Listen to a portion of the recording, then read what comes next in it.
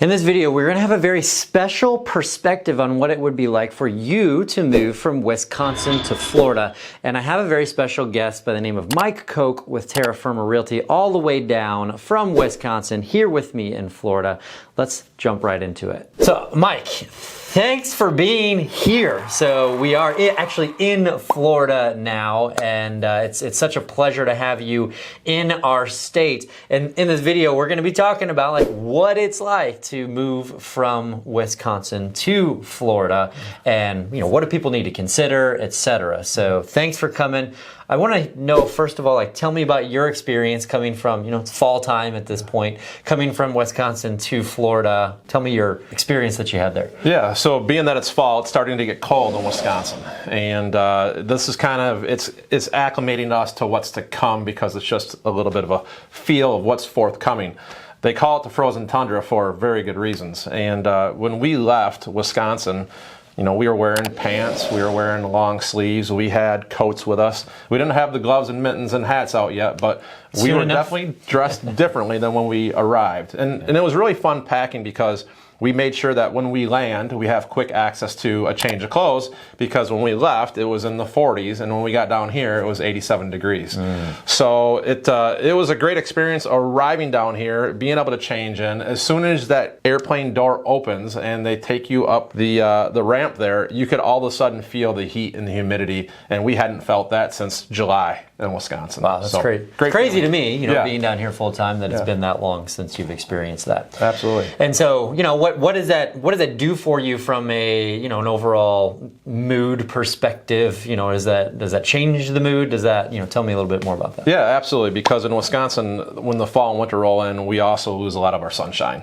And so just getting down here and being out in the sun, that feels really good. You got a little extra pep in your step. You just mood swing. You're feeling more refreshed. You feel like you've got more energy.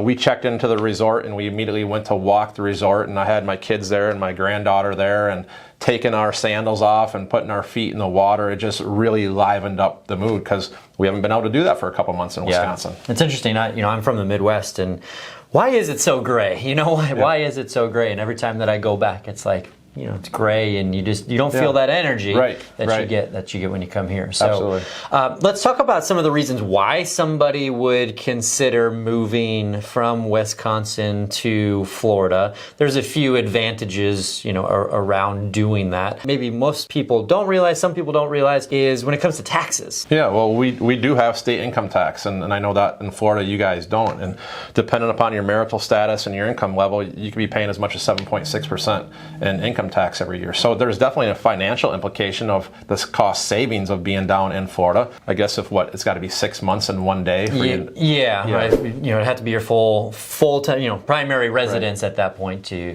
get that. Correct? Absolutely. Yeah. When talk lifestyle, I know in Wisconsin there's a lot of summer activities, there's a lot of boating and fishing and golf and that kind of stuff that happens. But what do you do in the winter? Well, we snowmobile, ice fish, if you can imagine that, driving your truck out onto the frozen lake and fishing from the ice. But it can get bone-chilling cold. I mean, we'll have -10, -20 degree weather. That's without wind chill. And it can get to the point where you just don't want to go outside. The older I get, the more that bothers me. And for us, we used to be into snowmobiling. I used to do ice fishing. We just sold our snowmobiles because we're ready to hang that up. One, because we're traveling more in the winter. We want to get away more. So we don't have a permanent residence down south, but we like to travel, so we take a couple trips. It's a lot different. We prefer the summertime activities. I love the golf. My wife and I love to be on the lake or on the ocean. We love boating. We love fishing. And we got to get out of Wisconsin to do that. Matter of fact, last weekend was the last time I will play outdoors with my golf clubs for this year. So I'm already looking forward to winter season, and that's when we play indoors on simulators. Interesting. Yeah. Interesting. Yeah. Okay. Yeah. So we have the advantage of being able to do that all 12 months of the year, to be able to enjoy those lifestyle, the lifestyle choices like that. Listen, I'm a full-time resident in Florida. There are times where I miss seasons occasionally, and we'll go and visit someplace that's snowy for a week, and then we'll come back, and enjoy what we have here. So that's interesting.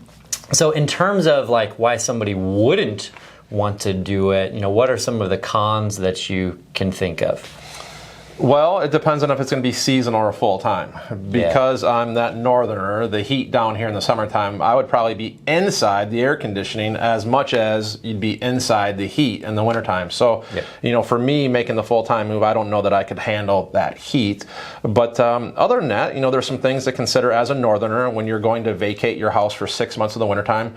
You got to worry about who's going to be taking care of your home. You have to make sure that you keep your heat on or that you winterize your home so your pipes don't burst. You have to have some way to monitor the house. Thankfully, with technology, that's a lot easier. There's certainly going to be some financial implications. If we're going to have a house that we're paying for back home, or we're going to have a condo or a house down here, or we're going to rent down here, we're going to have that additional expense. And for me, being a recent grandfather is missing my family back home. If I'm down here for 6 months, the familial status can certainly impact how long we want to be gone, because quite frankly, we want to see our kids frequently. We want to see our granddaughter as much as we can. It's a big consideration, and I'm glad that you brought that up. We've dealt with hundreds and hundreds of people making that move, whether it's full-time or just a snowbird seasonal residence. Family is one of the biggest considerations. And what where I see it work best is when the family is excited to come and visit, grandma and papa who are down in Florida. And so they have a trip planned and they get everybody to come down and get to experience it together. It's a reason for the family to get together and gets people excited. Where I see it not work is, sometimes like say a kid's in high school and playing varsity football or something like that and they want to be there for all of the games. That gets a little bit more challenging because they're missing out on some of those things. So, from my perspective, the people who I look up to like these people have it figured out. It's like 6 months in a day, in Florida, go back and be, with the family doing those things elsewhere and figure out a time that the family can come down once or twice during the time that they're here. I think that that's really the best case scenario. So do you have any advice for people who are, watching the video and considering making the move as far as what their next step should be? I'm in real estate, so I understand the importance of having a real estate agent to take care of you. But even though I'm in real estate, being from Wisconsin, if I'm going to another part of the country, I want a professional on my side. I don't know the state of Florida real well, so I'm going to need some help in considering where should I be in the state of Florida? What are the amenities of different communities going to be? Where can I do those summertime activities that we enjoy in Wisconsin? Now we can do them down here in the winter in Florida. But also from a paperwork standpoint, a negotiation standpoint, having access to your vendor list, such as a home inspector and maybe a Florida lender. So just having access to somebody that can guide me through that process, to me that would be the number one thing and probably the most important thing for us to make that move. Yeah, I think that's a really big thing, and obviously we're two real estate guys, but if I were moving to somewhere that I wasn't familiar with, I would enlist the help of somebody who was there local. And obviously with Terra Firma, you're in Wisconsin. With Gulf Point Properties, we're in Florida, but we don't serve the entire states that we're in. And so, let's talk about how we can give value to people who are considering other areas outside of Madison, Wisconsin, or Southwest Florida. How would that work? I think that you have the same setup that I have, where we have a network of people in different areas. So Wisconsin's big. From where I'm at, we can drive 6 hours before we even get out of the state. Florida, you probably have very similar situation from either going south or going further north. And we have people in different markets that are professionals. They take care of our clients the way we take care of our clients. And I've been in business for 22 years. I'm very selective about the people that get on my preferred agent list. And those are the people that I trust to hand friends off, family members, take care of my family members. And so I would imagine that you have the same kind of network down here in Florida.